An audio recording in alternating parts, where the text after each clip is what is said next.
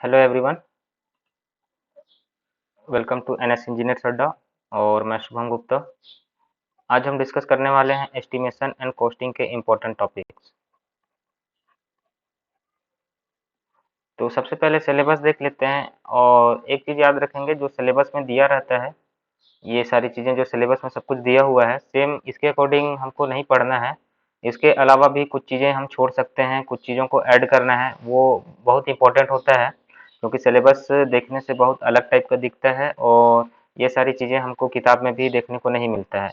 तो सबसे पहले देखते हैं इसके सिलेबस में जो लिखा हुआ estimation for construction of dam and canals, फिर canal structures, estimation for a building, estimate for water supply and sanitary works, earthwork for road, rate analysis, estimation of RCC work, estimation of steel, timber roof truss, valuation और valuation, फिर इसके बाद दिया हुआ depreciation. इसमें देखिए क्या क्या चीज़ें इंपॉर्टेंट हो सकता है। तो सबसे पहले ये देख लेते हैं कि कंस्ट्रक्शन ऑफ डैम दिया हुआ है। कंस्ट्रक्शन ऑफ डैम, इसके लिए बहुत विशेष कुछ हमको किताबों में भी नहीं मिलता है। तो सिलेबस तो देख लिए हैं, सिलेबस देखने के पश्चात इसके बारे में हम देखते हैं।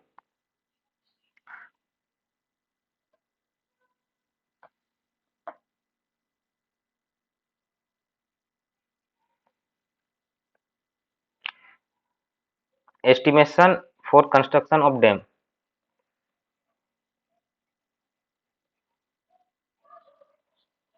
Construction of dam. तो इसमें देखिए डैम का जो स्ट्रक्चर होता है, डैम का जो सेक्शन होता है, क्रॉस सेक्शन, तो इसमें हम क्या क्या चीज़ देख सकते हैं कंस्ट्रक्शन ऑफ डैम में। कंस्ट्रक्शन ऑफ डैम में इसका तो सबसे पहले जो हमारे इसका कंपोनेंट होता है, इसमें कौन कौन से कंपोनेंट होते हैं वो पता होना चाहिए। इसके बाद फिर इसका अर्थवर्क, इसका जो बिल्डिंग, इसका जो मटेरियल है, इसमें कितना मटेरियल यूज हुआ है, कितना मटेरियल यूज हुआ है, ये चीज़ हमारे लिए इम्पोर्टेंट हो जाएगा इसके एस्टिमेशन में।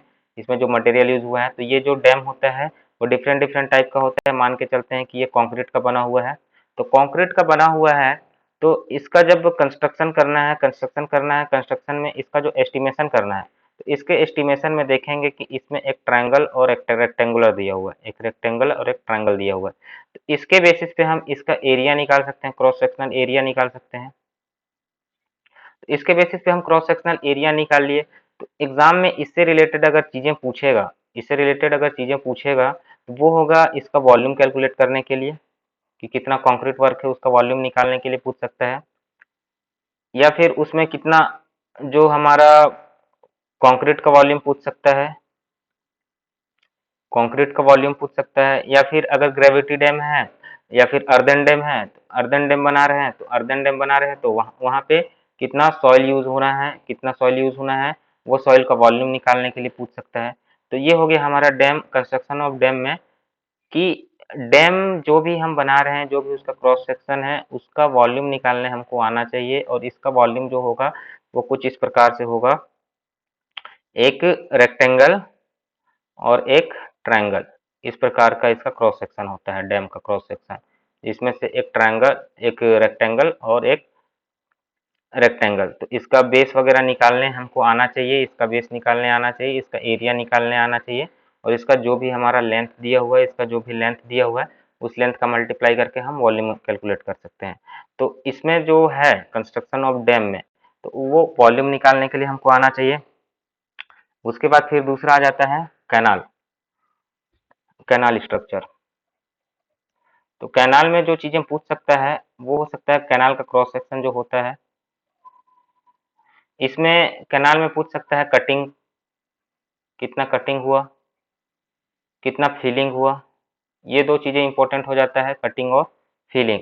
कटिंग और फिलिंग के साथ साथ इसका जो साइड स्लोप होता है, ये जो स्लोप होता है, स्लोप के हिसाब से इसका एम्बैकमेंट पूछ सकता है कि कितना, मतलब कि कुल मिला के एम्बैकमेंट ही इसमें बताना है हमको। एम्बैकमेंट जो हमारा बनेगा इसका कटिंग और फिलिंग का, यहाँ पे जो कटिंग हुआ है, कटिंग, या फिर यहाँ पे जो कटिंग के अलावा जो फिलिंग होना है, वो कटिंग और फिलिंग ही हमको बताना है। मतलब कि कुल मिला के इसमें भी हमको क्वांटिटी बताना है, और क्वांटिटी क्वांटिटी में हमको वॉल्यूम ही बताना है, इसमें भी हमको वॉल्यूम ही बताना है। तो कैनाल हो गया, कैनाल में भी वॉल्यूम निकालना है हमको, डैम में भी वॉल्यूम निकालना है, दोनों का क्रॉस सेक्शन है, दोनों का क्रॉस सेक्शन के अकॉर्डिंग, दोनों के क्रॉस सेक्शन के अकॉर्डिंग हमको एरिया निकालने आना चाहिए, क्रॉस सेक्शन का एरिया। जैसे कि हमारा कैनाल सेक्शन है, तो कैनाल सेक्शन है तो उसका हो जाता है H D square. H D square मतलब इसमें जो भी स्लोप दिया हुआ है, जो भी स्लोप दिया हुआ है वो slope H D plus H D square,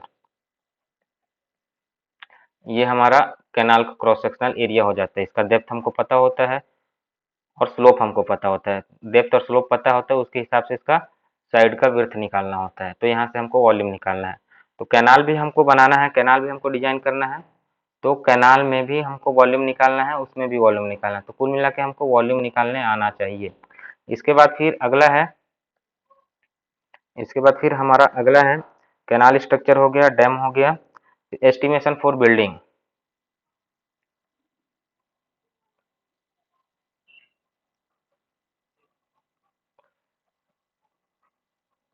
estimation for building,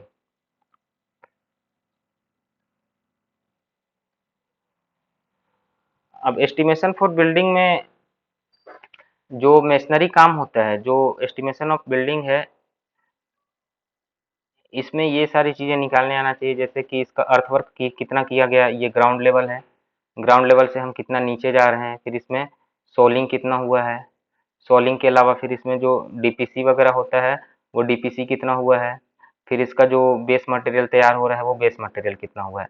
तो जो भी हम बिल्डिंग बना रहे हैं, तो बिल्डिंग बना रहे हैं, तो बिल्डिंग बना रहे हैं, तो इसका क्वांटिटी निकलना चाहिए जो हमारा बेस मटेरियल है उसका। फिर इसके ऊपर जो भी कंक्रीटिंग या सॉलिंग हुआ है उसका मटेरियल का वो पता होना चाहिए। फिर इसके ऊपर जो भी हमारा डीपीसी का काम हुआ है वो डीपीसी का क्वांटिटी निकालने आना चाहिए। तो ये सारी चीज़ें इसमें आ सकता है, बिल्डिंग में आ जाएगा। फिर प्लस इसमें जो अर्थवर्क हुआ है, इसमें जो अर्थवर्क हुआ है, इस अर्थवर्क का क्वांटिटी निकालने आना चाहिए। फिर इसमें जो हम वॉल वगैरह बनाएंगे, इसमें जो हम वॉल बनाएंगे, वॉल्स बनाएंगे, तो जो वॉल बनाएंगे तो वॉल का क्वांटिटी आना चाहिए। फिर वॉल में अगर हम डोर लगा देते हैं, विंडो लगा देते हैं, तो कितना क्वांटिटी घट जाएगा, कितना क्वांटिटी बढ़ जाएगा, ये सारी चीज़ें हमको निकालने आना चाहिए। तो डोर और विंडो का क्वांटिटी निकालने के लिए हमको इसका साइज़ पता होना चाहिए। तो डोर और विंडो का साइज़ भी हमको पता होना चाहिए, डोर प्लस विंडो का साइज़, इसका साइज़, डोर और विंडो का इसका साइज़ हमको पता होना चाहिए। और प्लस इसको फाइंड आउट करने के लिए कौन कौन सा मेथड जो यूज़ होता है, 3-4 मेथड है, long wall, short wall method और सेंट्रल लाइन मेथड। इन मेथड के थोड़े थ्योरी पता होना चाहिए कि कब कब यूज़ किया जाता है और कहाँ कहाँ पे यूज़ किया जाता है और इनका यूज़ कहाँ कहाँ पे आसान होगा। तो ये हो गया estimation for building. Building work में इसका जो फाउंडेशन है, इसका वॉल, वॉल का क्वांटिटी, फाउंडेशन के अंदर का क्वांटिटी, ये पूछ सकता है, ये डायग्राम दे करके इसमें पूछ सकता है। इसका थिकनेस दे देगा और इसका विड्थ दे देगा और हमको बताना रहेगा इसका क्वांटिटी। तो इस प्रकार से इसमें बिल्डिंग में क्वांटिटी पूछ सकता है।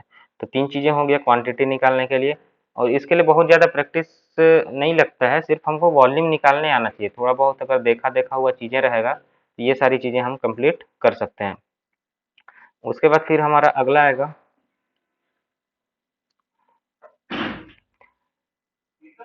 Earthwork for would.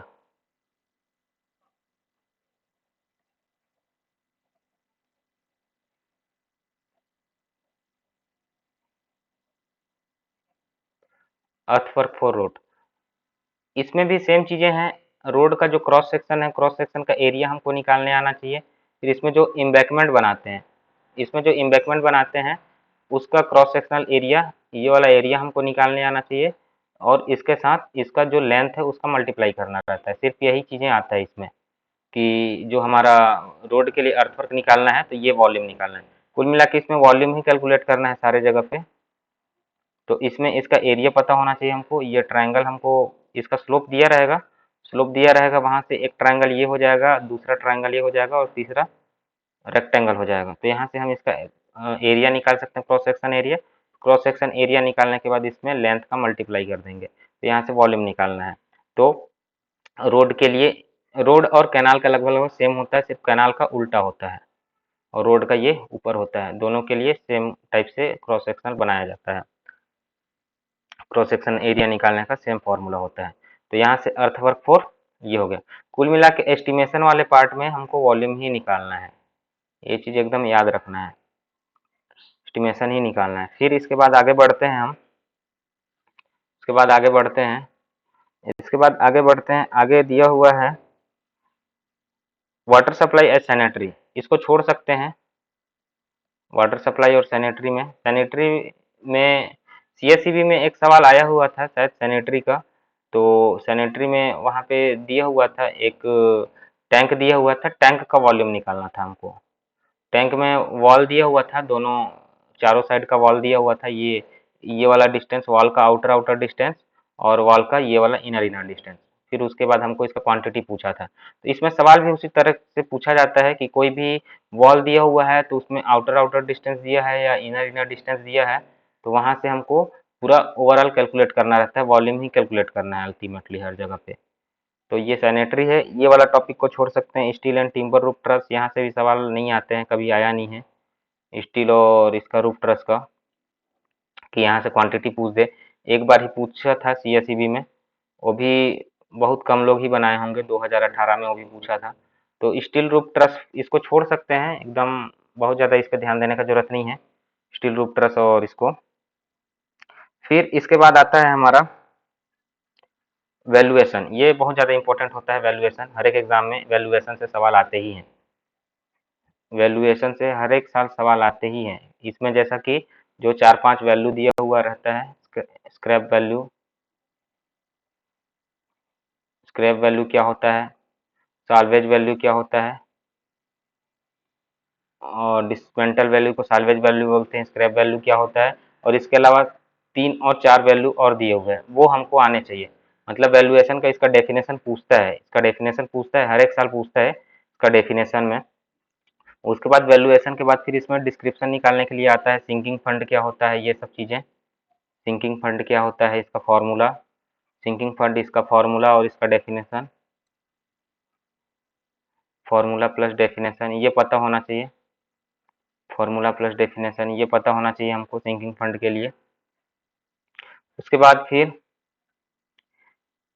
इसमें वैल्यूएशन में डिप्रेशिएशन दिया है, डिप्रेशिएशन का 4 या 5 मेथड है, 5 मेथड है डिप्रेशिएशन निकालने के, 5 मेथड है। उसमें से जो स्ट्रेट लाइन मेथड है वो पता होना चाहिए, वहीं से न्यूमेरिकल आता है, स्ट्रेट लाइन मेथड वहीं से न्यूमेरिकल आते हैं। और भी 4 टोटल 5 मेथड हैं, 5 मेथड में से 5 मेथड का नाम पता होना चाहिए, इनका नाम कम से कम पता होना चाहिए।